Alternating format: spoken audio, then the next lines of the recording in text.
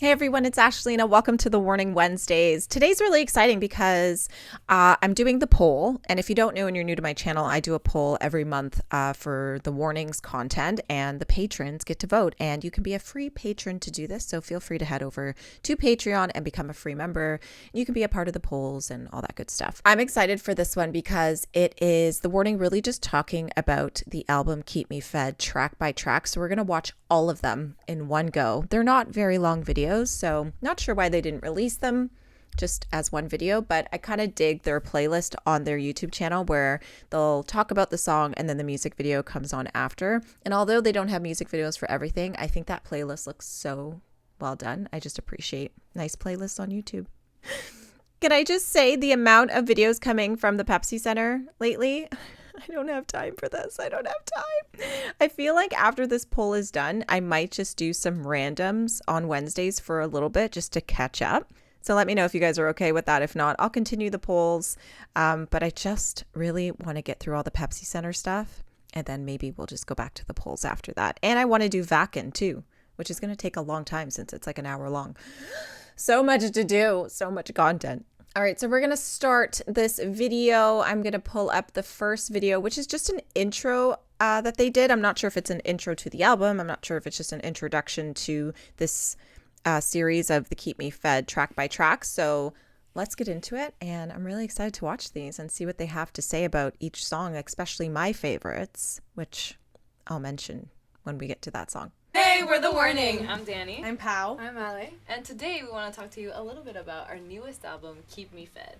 But before we go into the songs, we want to talk to you a little bit about the album. Yeah, so Keep Me Fed is our fourth album, and Crazy. It kind of encompasses what we were living while we were writing this album. We were on tour. It was a very chaotic time. The title kind of talks about this need that we all have today to constantly be fed with social media, entertainment all the time. We just need to be there. We can't be bored for a little second. Overstimulated. Yeah, like all the time. So it's about how we are like seeing this, but also how we participate in it. Like we also consume the same thing, but we also feed other people with our art. Which So is it's a kind little of bit what about we that. wanted to say, like with the cover, you know, the whole table full of things and just like excess of food and everything, and we just kind of like interrupting, but at the end of the day We're still there. we're still at the table, you know. So Ooh, I like that.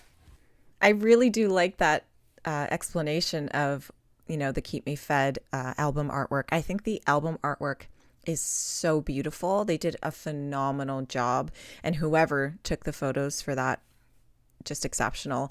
There were a lot of little things in that album artwork, like little Easter eggs and things like that. And so when you're a new Warning fan like myself, I've been a fan for just over a year.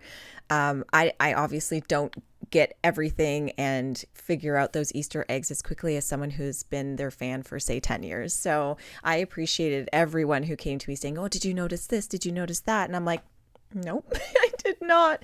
I love Easter eggs when it comes to bands, but you know me, guys, I'm just more about the music. So let's get into the first song on the album, which is 6 Feet Deep. So 6 Feet Deep is the focus track. 6 Feet Deep was one of the last songs that we wrote on the album. We wrote it with Dan Lancaster and Anton DeLost. We wrote it in Monterrey, which was very fun. It's our hometown. It's a song about dealing with somebody who has a God complex. And just like venting about how frustrating it can be to push like those type of people off of their pedestal and kind of like ground them in reality for a second. it was such a fun song too. It was because at one point we were like writing lyrics and like that's so mean, but like that's what needs to be said. Yeah, we were just letting it out for sure. For sure. And I feel like vocally this is one of the songs where I kind of like was pushed into a different direction in a good way. It was kind of like a challenge because I usually in our music we just kind of like let it all out and like scream, and here it was just kind of like sweet and whispery, and then in the chorus it there's a range. There's a range. I had to use my falsetto too in the pre. When I reacted to this album and I heard the song start, I was like, oh, Danny has a very pretty, soft, whispery vocal. And I don't think I ever got to see that side of her like I have on this album. There's little elements where she's just so simplistic and soft, and I love those moments for her. But don't get me wrong, the moments where she goes off are always my favorite moments. She's got such an amazing voice, and it's only gotten better album over album. Her vocal variety is stunning and exceptional, and I love this album so much just to see the progression she's had since the beginning to now. It's just nuts, and I know you guys all agree with that. It's just such a great start to the album, and it's you guys, how do you pick a favorite? How? The last song you hear, as they say, is your favorite, the warning song, right? All right, let's get into Sick. Sick! That was the first single that we released in 2024 of this album. Sick was one of those songs that really pushed the direction of like Of the whole album. Of the whole album. For sure. We wrote this song in 2022. Mm-hmm. We were just finishing a fall tour. We were exhausted. tired. We Exhausted. honestly didn't want to do If we're this writing honest. session. We didn't want to We were work so that tired. day. But It was our first time working with Anton DeLost, Yeah. which became our producer for the whole album. And he wasn't answering his door. And we were like, We were about to leave. We were about to like, leave. if he We were doesn't giving answer in the up. next 5 We minutes, don't we give were up. so tired. leave. And I'm honestly so glad we didn't, because We you know, stayed. we ended up working on the whole album with him. It was just such an amazing songwriting session. We had instant chemistry with Anton, and we loved how Sick turned out. So And I feel like it really marked the direction that we were going to take this whole album in. We were exploring things, like different things sonically, and I feel like it opened up a door to really talk about what was happening to us at the time. I mean, Sick is a song about fearing that you missed out on something. In this case, it's missing out on life. yeah. And having like that space to make mistakes and just be human. And it's about like wanting to make those mistakes and wanting to feel human and just living life until it makes you feel sick. Sick, like the title actually came out Oh, this because is so funny. Anton, Kept being the saying millennial word. that he is, kept saying sick. He says all the sick time, like, all oh, the that's time. so sick. That's so sick. So that's how the tagline came to be. Sick was so hard for me to learn. We had very little time to learn the songs. And since You're we were right. writing them in like remote writing sessions, it's not like I had my drum set and I was playing in these demos. So I had to go back and listen to the song like, Oh, for, like, weird. 3 times and just record it. And like trying not to mess up the drum patterns because they were like really tight with what you were doing in the bass. And for this album, like the recording process was so different. The first thing that we would record were guitars, then it was bass, And at the end, then it was vocals, and then it was drums. So I Interesting. could not just like change That's in the order. stuff if I Yes. like wanted to. Like with fills and stuff like that, I had like so much liberty. But with actual like kick drum patterns, it was like they're tied to the bass. So I could not just like wiggle Mess my way out of around, it. yeah. Like I had to Yeah. actually learn it, and I was so stressed out. But it's a good song. Like it's just so much fun to play It's very live. fun. It's impactful for sure. It is such a great song, and that's really interesting to find out how they recorded this album. Guitar first, bass, then vocals, then drums. That's so strange. And it's funny because they obviously did this stuff while they were extremely busy on tour. So it's interesting that they couldn't just get in a room together with all their instruments and play together. So that's nuts to think that's how they recorded this album. I love this song, Sick. It's a fun song. It really gets the crowd going. But it's so crazy how Anton is such a millennial like myself. And we do say sick all the time. And now when I say the word sick, I just instantly think of the warning. So it has a good outcome, I guess. Just randomly, I was kind of listening to the instrumental in the background while listening to them chat. And there are some elements that I never noticed before. I would love to hear the instrumental versions of these songs. I think that would be so fun to listen to. It's such a trend right now to come out with your albums instrumentally. I would not be mad if they did that for like online platforms. That would be so cool. Okay, the next song is Apologize. I'm excited to hear them talk about this one. Apologize. Yeah. We're so in sync. I know. love It's it. because that's how it goes. Okay, Apologize was probably the first song that was written on this album. Technically, I wrote the pre-chorus to this song in like 2016, so I was like 14. Oh my God. I had that little snippet of the song, and I was just not able to use it at any time like in the past. I want to do the math. 8 years. That's insane. Oh, that's insane. I don't like that insane. number. That's I don't like that number. insane. But then I started writing. This song used to be called Hunger. So, I still started call it writing Yeah, me Hunger. Which is and I fitting had for that Keep Me Fed. pre-chorus, And then we started writing Apologize. Like the three of us together, and then Anton was involved. And it's one of those few songs that really started out with like me on the piano, and then it evolved into what it was. I feel like Very such few OG, songs. The Warning. OG the Warning.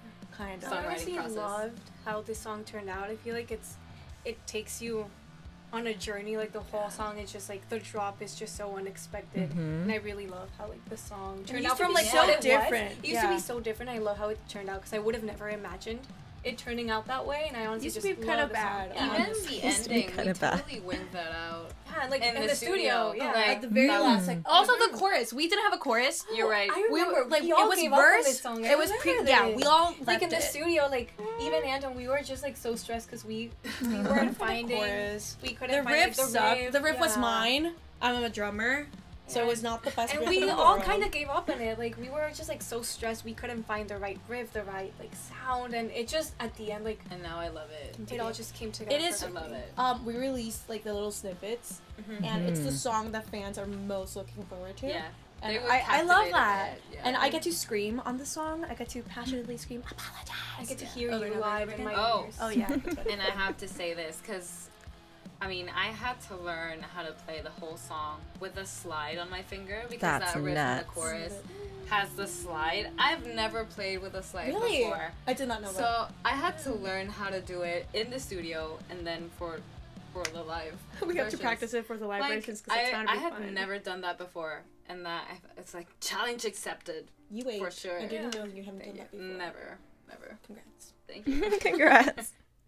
I think it's really cool that she had to learn something new. I feel like as a musician, you should always be learning different things. Otherwise, how do you evolve in your sound, right? So that's really neat. I actually mentioned that in my full album reaction. It's like, oh, I wonder if she had to like learn how to do that. And obviously I found out later on that yes, she did have to learn it. And now a video proof that yes, she did learn it. So that's really cool. Apologize is just insane to me. And you guys are all really lucky because you got to hear those snippets and, you know, the ones on their Instagram and TikTok of how the songs were going to kind of sound like, even though they never played the best parts, what I'm told. I never listened to any snippet before Keep Me Fed came out as a whole. I just wanted to be surprised. I didn't want any hints of, you know, what the sound was going to be like on this album. And so I really do want to go back on their Instagram and hopefully if they posted them and they weren't just in their stories, go back and listen to the snippets, because I know a lot of people were shocked that the Apologize snippet was nothing like Apologize. Like they gave you a snippet of like this, like the ding ding ding or something like that. I gotta go check those out. Apologize is such an iconic song. It's such an iconic song. It's definitely one of my favorites for sure. It's just, I don't think that song will ever get old. I don't think any of their songs will ever get old. Okay, Qué Más Quires. Listen, can I just be real with you guys right now? It's become one of my favorite songs on the album. I don't really understand, but I listen to this song so much more than the rest of the album. It's actually scary. And it's in Spanish. I don't speak Spanish, but it's one of my favorite songs. So I'm excited to hear them talk about it. Okay. Qué Más Quieres is the Spanish record on this album. Yeah. It's always very exciting to write songs in Spanish. We are Mexican. We were born and raised in Mexico. We still live in Mexico. You see us speaking English right now, but we usually, all the time, we just speak in Spanish. Correct. But funny enough, we don't write that much in Spanish. It's really hard to write songs in Spanish, fun fact. And we're very picky with it. Like Yeah, once very. we want to have a good Spanish is just buzz. a very complicated language, I'm gonna say it. Like we just have so many words for everything. so many things, and they're really long words. Yeah. But like my favorite songs ever are in Spanish Yeah. because When it's it's just such done a like wonderful really language. well, it's just So we try to make a point of like having at least one Spanish song on each album. Nice. And for this song, Qué Más Quires, we originally had the song and it was in English, but we were like listening to it, we were like, this sounds like a track in Spanish. Spanish. Yeah. It just sounds- And so we changed it. rewrote the whole lyrics. We But, changed like, the topic. The week we had to record it. Not even a week, the day. The So day. bad. Oh, The no day. way. We wrote the whole. we just pushed it out of the way for so long. No way. Because writing in Spanish is Yeah. hard. But it turned out great. My mom helped us write the Yes. lyrics. Fun fact. Yeah. That's She's so great. cool. She's not a musician, but she pulls through When it with comes to the lyrics, Spanish yeah, lyrics. yeah, She yeah. does. I hope she got a ¿Qué más writing quieres credit. is basically based off on the TikTok phrase "gaslight, gatekeep, girl boss." It's about manipulating somebody, basically. I didn't know it was It's a really fun related to Some that people at have all. been like, "How do I relate to this? Like, are you trying to no. manipulate me?" I'm like, It's "It's not just that deep." fun. It's just just a a silly fun little It's not that song. deep. Yeah. And when we played it for the first time, it was in Mexico City. And to hear such a large crowd just shout back, like, "Dime, ¿qué más quieres?" was incredible. And we just went on tour in Europe. And being like in, I don't know, the Czech Republic or Germany, and having people scream that back at Wow. you in your native language. It's just amazing. We're very, it's one of my favorite songs on this For whole sure. album. And also, go check out the music video if you haven't. It's a very fun music video. I directed it. I was- You directed it? Co-directing it. It was so much Good for fun. you. And usually when we're writing, I have Pinterest boards for everything. I write with like a lot of Visuals visual and like, things paired with it. So for this song, to have the music video with what I imagined since the very beginning was just like a very big dream come true. magical. Yeah. Love that. Yeah, that music video was awesome. Again, I'm not a big music video fan. I thought it was cute. Have I watched it since? Nope. I'd rather listen to the song. The song, to me, is like one of the best songs on this album. It's just everything about it. The lyrics, the melody, the way Danny sings in the beginning, it's very chill. And then the chorus just fucking hits you like a ton of bricks. And you just want to learn Spanish because of it. And honestly, I'm so close to knowing all the words to that song. My goal is to learn them all before I see them in California. But I'm just so obsessed with that song. It's like ridiculous. It gives me feel goods. You know what I mean? So that's really crazy that they translated it the day they had to record it. Insane. So kudos to their mom. Again, like I said, I hope she got a writing credit. But, knowing her mom, she's probably like, no, it's fine. So cute. All right, let's go on to the song More, which is like the oldest song on this album, even though it's crazy. They wrote songs before this song, but this song came out so much earlier. It's just nuts. More! Oh my god. So this was the first official single of this new era. Yes. Right? It's already a year ago. That was a year ago. That's a long We time. were super nervous. Yes. Because out of the whole album, this is like kind of like the Poppiest one. Yeah. And all of it. It lives in that And pocket of very. Like pop. That's why all the fans were terrified It is about this fancy. new album. It's really funky. It Like is funky. the patterns that I'm playing on the drums, Yeah. funk.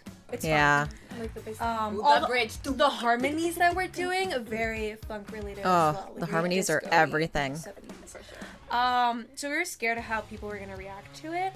I feel like it had a good reaction. Yeah. People took it like it's very different from what we usually released.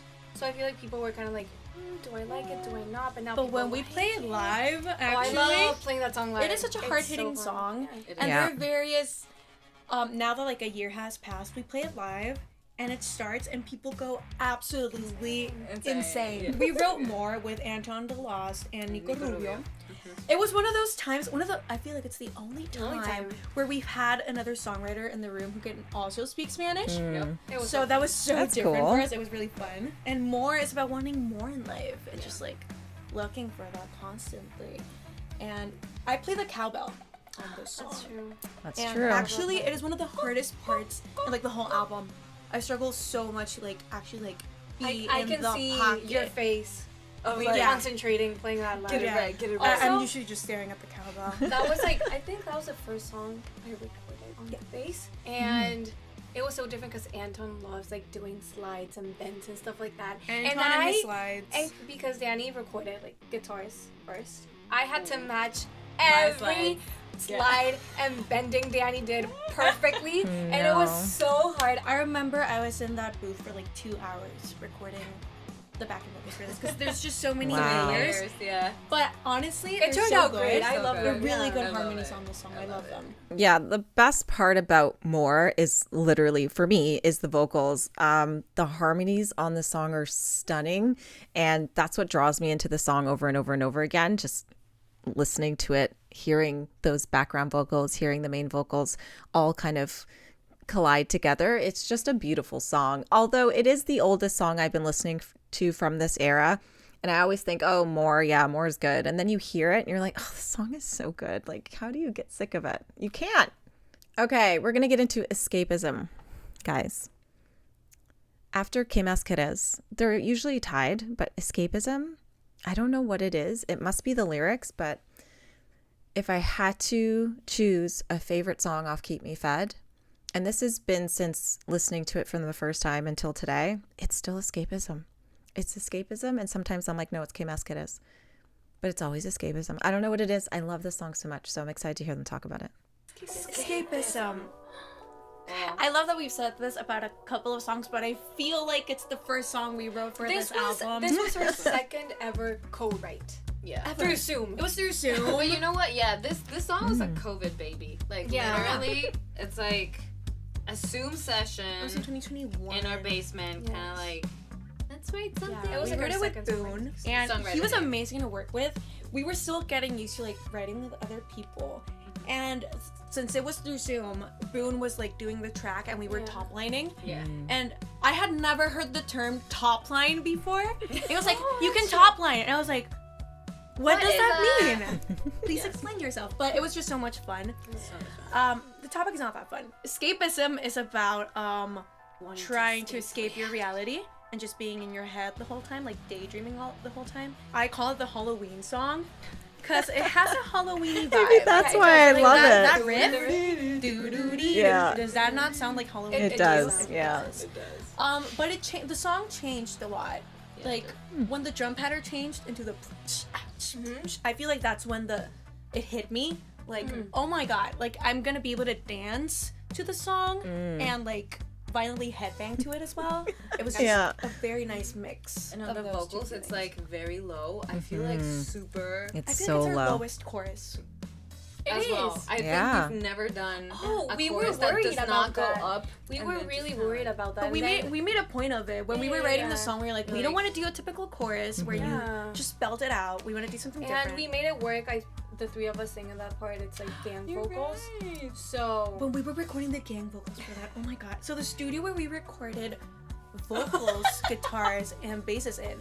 I don't know how to explain this because it's in a mall. The studio is in a mall. Oh. Okay, so imagine that somebody has like a store yeah, and it's like a local. and there's just a studio in there, but you have stores and restaurants right next to you. Oh, It was a weird. dance studio, literally Yeah, right yeah. across. But the like we we didn't- didn't. That's cool. Like Anton didn't want to record in the soundproof room. He So we wanted, did it like a in bigger. the lobby, in, like, let's the say. lobby. But For the the echo doors were and- made of glass, so Really everyone can hear things outside. So we Wow. were just Everything from the other screaming the chorus for like a good 20 minutes. That And you was would see funny. people just passing by like, What are they We closed the doing? curtains. Yeah. So we did. yeah. And we were trying to like not get the children screaming into the mic because ballet classes are hectic. Yeah. Yeah.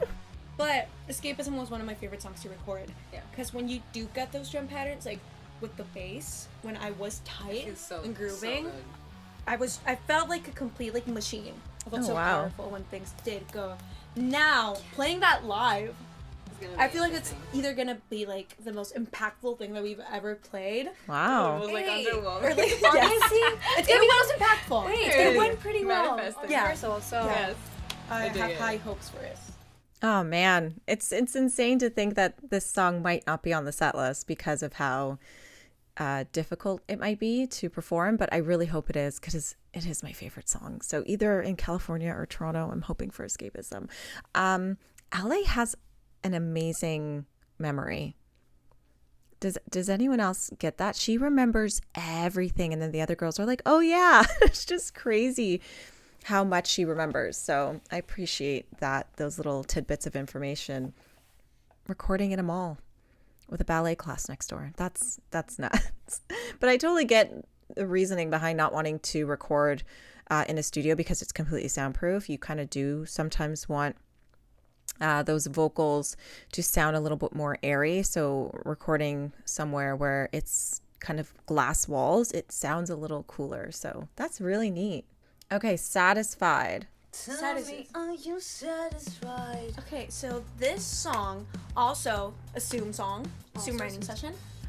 We wrote it with Holy Wars. They're amazing. They're amazing. We Holy met them Wars? Zoom, Wow. and we wrote this song. That's cool. Kat was top laning with us, She was and we so just open. connected so quickly. Like we were on the same page. We explained the topic a little bit, which is about, basically Satisfied is about never being enough for somebody. Like you always have to give and give and give. And this person or this entity, I don't know, whatever you want it to be, it's just like it's not enough. Like you are always lacking in everything, no matter what you do. So we were all like, we were sharing stories and experiences, and we connected instantly. For me, it feels really nostalgic because we started playing because of the video game, the Rock Band, and this is a song I feel like I would hear in the Rock Band. Like I would have played it when I was Like young. for me, it sounds like the perfect B-side. I don't know how to explain it. Like it just sounds like it doesn't. I don't know. I just love the vibe. Yes. of the Makes songs. total It's sense. so good. It's so And I much can fun. see the screen, you know? Yeah, I can see. you do a Oh, bang that's so after funny. after the solo, the wee, That is and then I literally see the long everything. note to the screen. And the That's little so like cute. whammy bar that Yeah. the guitar has. Oh wow. This For sure. song is actually pretty complicated to play. I have to cross my arms with what I'm playing, and sometimes I hit myself because I don't calculate Oh no. like how high my stick is going. But the pattern that Ali's playing on the bass and the pattern I'm playing on the drums, it's exactly the same. Oh, Literally wow. throughout the whole So when we song. don't play correctly on time, And it when we're sounds not so bad. grooving, it sounds So Oh, pretty bad. no. It's a hit or miss. but like, we're working rehearsing on it that. right Yeah, now. exactly. We're putting in the work, and it's very satisfying, ha ha ha, when like we do the breaks correctly. yeah, like all Also, the chops and everything. the harmonies on that chorus Yeah. are They're the still best harmonies on the 2000s. whole album. Yes. They're Like so they're pretty. just so good. Cause it's a very like it's a separate melody basically. Like it's guitar not though. your The whole typical chorus on, like- it's not the fifth or like the third. Like Exactly. they're It's a moving di- melody. Yeah, Yeah, yeah, exactly. yeah. And it just pushes that chorus to a whole new level. Of course. I love it. Yeah, that song is absolute fire. The vocals are gorgeous. I feel like this whole album vocally is just stunning. I think it's their best vocal album to date. Don't get me wrong, they sounded good in their old albums, you guys. Like Error was great, Queen of the Murder Scene was great, 21st Century Blood was great. Even their EP was great. But I just feel like the vocals, they've grown so much, like I said, that having all of those melodies and harmonies on this album blow those other albums out of the water. I'm not saying the songs are way better on this album. I'm not saying they aren't. I love all the Warning songs pretty much equally, but vocally this album kicks all their other albums' asses in regards of just dynamics and how much work they put into them and all that good stuff. But vocally on the other albums, they're also amazing. And I'm just, again, I love to see their growth as vocalists, as well as guitarists and bassists and drums. So it's pretty cool. Okay, let's talk about Burnout. Burnout. Okay. Okay. Burnout. I feel like we've all had experiences when you're with somebody, working with somebody, like school, friendships, relationships, whatever. Project. Where somebody's just not pulling their weight, and you feel like this person is just dragging you down all the time, and you have to like constantly try to convince them to like It's what you would be say. okay. This song's Good. about what you would say to that person who just like Yeah. writes their name at the end of a project and, be And like, gets the whole and the whole thing. thing Yeah. and did like nothing. I love that we say that as if we had a lot of Yeah, I was gonna projects. say. I know we As did. if we haven't been working for like the past 10 years. That's But so funny. it's just about venting. Like it was just such. At one point of the song, we were doing the bridge, and we were like, "How mean can we be? Like we wanted to be mean, but not too mean. Like how do you find that middle I ground?" feel like Anton was kind of like And when he was we like, were "Do you- writing like, do you- that. like he was why do you have so much material? Like where are you getting this inspiration from?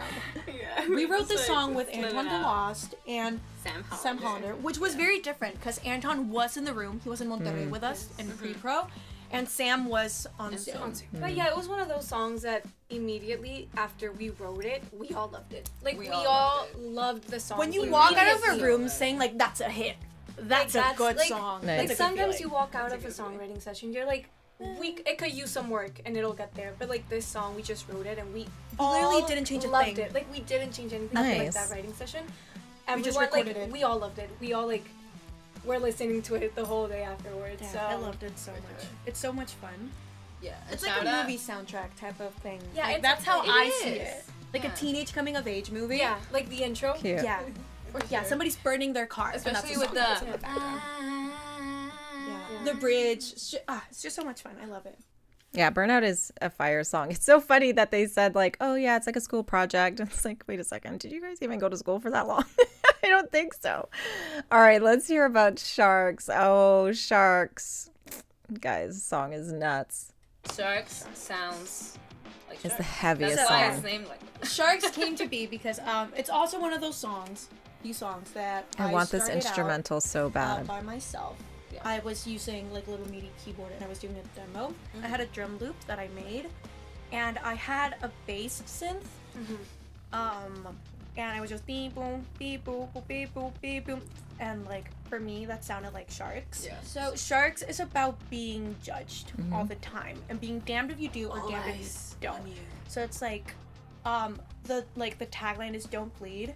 So basically, it's like they're telling you can't bleed, but they're biting you. They're sharks, so you are gonna bleed. But it's like you can't ask this of me if you're biting. And if you bleed, So like deep. you make mistakes, they'll find you. It's a very angry song. It is. Oh, I sing on this song. Oh my You god. do? You yes, do. I sing the verses on the song. Yep. Technically, I was gonna sing the whole song.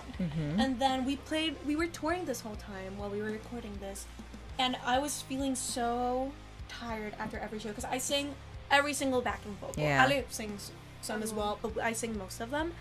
And I was not like keeping up anymore because I had to sing like that's too my lead much. vocal songs, then all the backing vocals. And I was like, vocals. No enough. more. I've had enough. On this album, Danny, I'm not you gonna take sing over. lead. But I have the verses, and rhythmically, the lead guitar and the bass are really Super hard to play complicated, and sing like the melody that is on there. Oh, that makes so I was sense, the yeah. only one who could like technically sing it while playing at the same time. Good thing that we are 3 singers. Yeah, Yay we for could that. just switch Right? around. Yeah. Good. And honestly, like Take this turns. song, I feel like I can speak for the both of us, or maybe even the 3 of us. Being on time. So hard. This song is so hard. It's hard. I feel like This Because is it's musically kinda challenging slow. for sure. yeah, this is my most challenging song. to Really? play. It's one of my favorites on It's the one of my album. favorites. It's Like I so can't good. wait It's to so play heavy.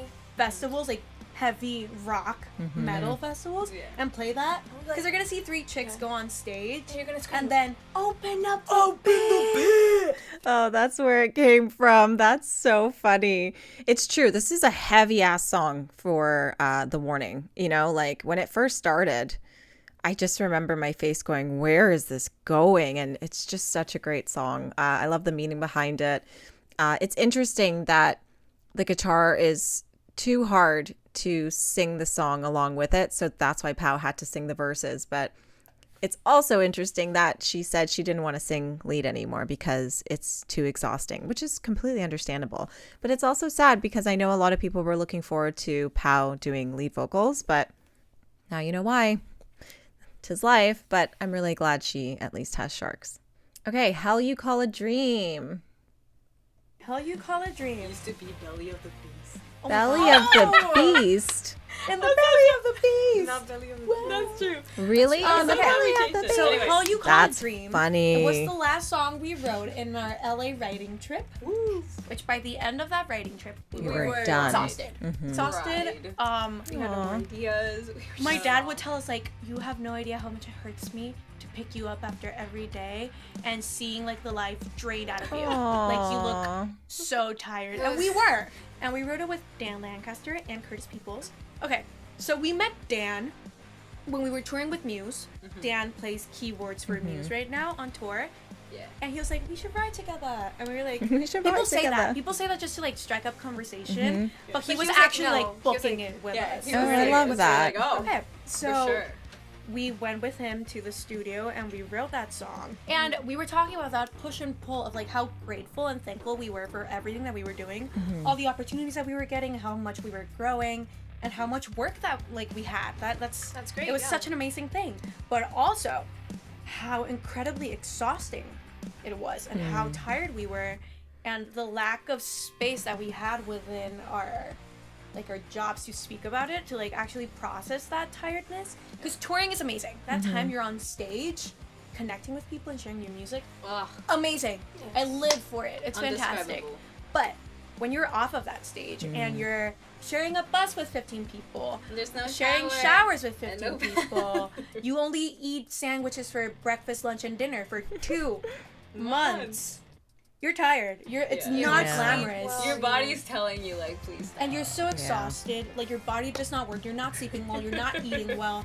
And when you talk about it, people are like, you're so ungrateful. I would die for that. And it's like, we're dying for it. Yes. Like we're putting in that work. We love it. But it just opened up the space for us to, like, talk about, like, sometimes the things that you love and you work so hard for can also, like, affect you emotionally and, like, could like make you tired. Which is part of life. I feel like you can find that pocket like within a lot of different areas. Yeah. So it's just about venting about that, and it's a very like epic song. Dan, I don't know how he does it. He's so meticulous with his writing, but he was like, I want to make something that like you can sing in a stadium, like you can chant. Wow. And now when we play it live, that is the song. Like I can see people crying too. Yes. Like that is the it's a very dramatic emotional song. culmination of the whole show. And we love it because especially when you feel like that, you know, and having that space to like just like listen to the song and feel it out, you know. Yeah, I love that. It's so crazy. When this song, like when I heard the song for the first time, I got a little worried. I was like, oh man, I hope they're okay. Like they're probably just exhausted. And, you know, when you are calling your dream hell, it makes you worried for them. So I'm really glad they explained that, you know, the moment they step on stage, it's worth everything, but it's exhausting and draining to be on a bus and to drive around and eat the same crap. And, you know, I get it. I think a lot of people have those dream jobs where, yeah, it's, you know, it's the only thing you want to do, but sometimes it can be really exhausting. I feel like I hit that sometimes, like I get a little bit of burnout when it comes to my YouTube channel. Don't get me wrong. I went really hard at one point and I took some time off. When was it? In June, I think. But still, I didn't take time off from YouTube. It was just really time off from my actual job because this shit brings me so much joy.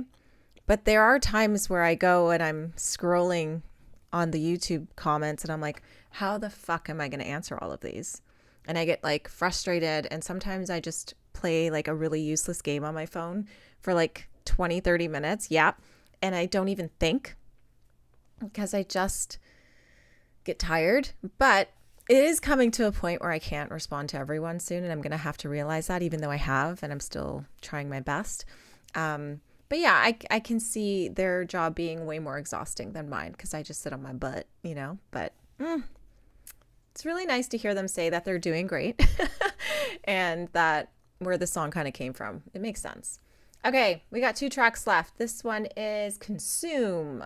Keep Me Fed, the title, comes from the song Consume. Of course. It's the only part in the album where you can find it. On the song, I curse. I just want to say something. My mom was so disappointed. She was so disappointed. You have no idea. My father was disappointing as well. But like, then he embraced it. Yeah, he was like, no, he it's accepted it. Okay. He was like, you know what?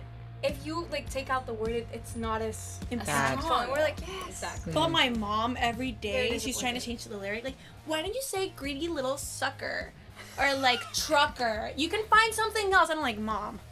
Aw, their mom is the best. So sorry. Yeah, But okay, Consume is about participating in a cycle of overconsumption and complaining about the system and like this cycle that you live in, but you also feed it. Like you're also there doing the same things that you're complaining about. But we wrote the song in Canada. We were on tour with 3 Days Grace. Canada! Ale, you were sick. You had a fever. You had the stomach flu. I felt like I was dying. I remember so you knocked on I my was out there. hotel door. I was like, Danny, you want to ride with me? Yeah. And I there could was a hear them. hockey team I could hear them scream running from the through other through the halls Oh and my making so much God. noise. And I was like, you know what? Screw it. I'm also gonna be making noise. I will be writing the song. So Danny and I sat with my little MIDI keyboard, You were totally which I was right. dragging around Canada for a whole month, and I was like, I need to use it. Like, I'm gonna force myself to use it, and I used it that day. And we started writing Consume. It has also like the weirdest solo I've ever Yes. played, Mm-hmm. but I love it. Consume It's a good is solo. a song that makes me dance, but makes me question, like, myself. Like, what am I doing? Like, oh my god. What are we Like doing? existential dancing. Yeah, exactly. It's like, this is so real, but I'm dancing. Dancing. When we play it live, I have a feeling it's such a jumpable song. I hope that people will jump to it. That's cute. They were in Canada in a hotel, and a hockey team was running around the halls. I'm assuming it wasn't the Maple Leafs. I don't know where in Canada they were. Probably like some high school team, or hell, even a college team. Who knows? But that's really funny. Poor Ale. I'm really sorry, girls. If you ever watch this, I'm sorry Canada gets you sick. Like, I'm really hoping when you start this Canadian tour with Evanescence and Hailstorm, it doesn't happen. But you guys keep coming here in, like, I don't know, when was it? August? Yeah, August is fine. I don't know what it is. I think it's wherever you're coming from, you're getting sick there, and then you're just bringing it to Canada. So, like, it's not our fault. I'm just going with that. But now you're coming in October, which is like, this is like kind of the time where everyone gets sick. So I'm really sorry. Just don't cancel your show. Honestly, just play your instruments. I'll listen to you do instrumentals. I don't care. Oh, Canada, why do you do this to my favorite bands? Even Blink-182, when they were just here a couple weeks ago, Tom was so sick. But he was sick. He said he got it in Vancouver. And I'm like, it's still Canada. We're getting everyone sick. It's the stupid weather. It's so cold today. Okay, last song, Automatic Sun. Automatic Sun. Okay, Automatic Sun. It's the last song we Yeah. wrote for the album. And it's the last song. On the album, rightfully so. We had no idea what we wanted to talk about, but we have the riff. I love Yes. this And song we had so the melodies much. for the whole song. We just didn't have What lyrics. do we? We And wrote the the lyrics guitar part. like different sets of lyrics like 5 times. Yes, 5 we did times. the verses like 5 times. And we moved them around. Verses. And I don't know why, but we were looking for a tagline. We were looking for like a To just one-liner repeat it. chorus. Automatic Sun is about missing somebody and the warmth that they give you, Yeah. and like this gravitational pull that they have. They're just an automatic sun. Literally.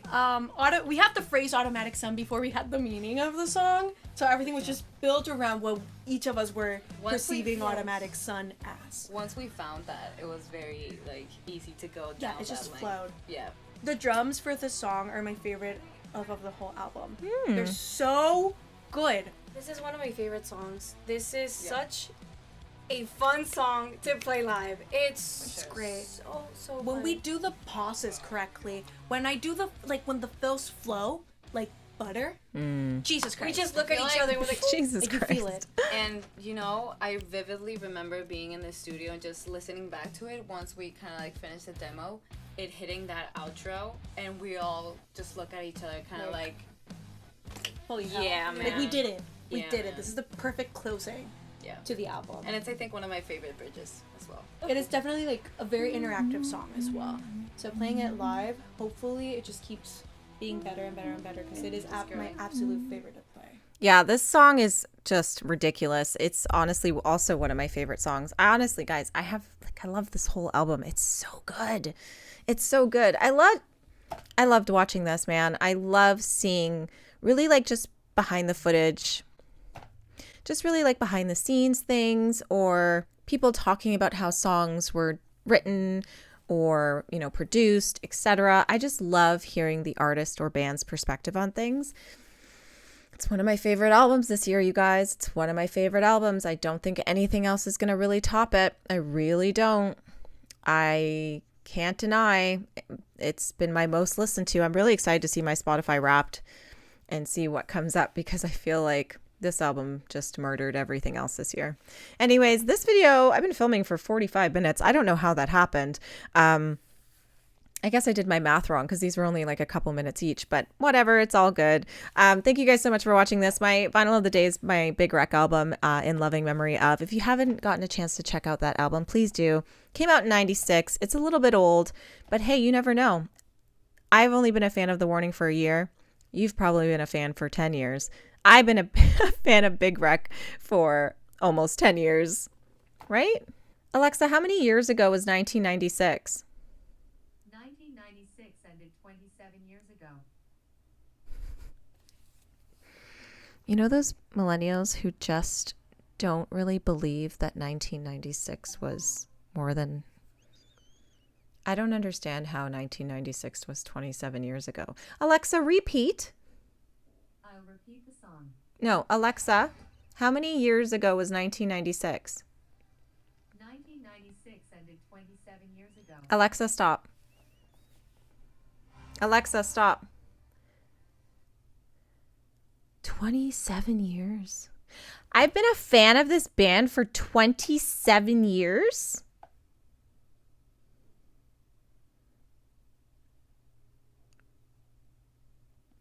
I'm not even joking. I'm having like a really hard time comprehending this. 27 years. Wow. Yeah, time is stupid. Okay. I'm going to probably go cry now because that's crazy. I'm not going to cry. Oh my God.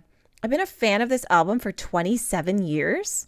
Top that, The Warning fans. No, I'm just kidding. No, but seriously, if I've been a fan of this album for 27 years and it's still one of my favorite albums, go listen to it and tell me what you think. Have a good day, guys, and happy The Warning Wednesdays. I'll see you next week.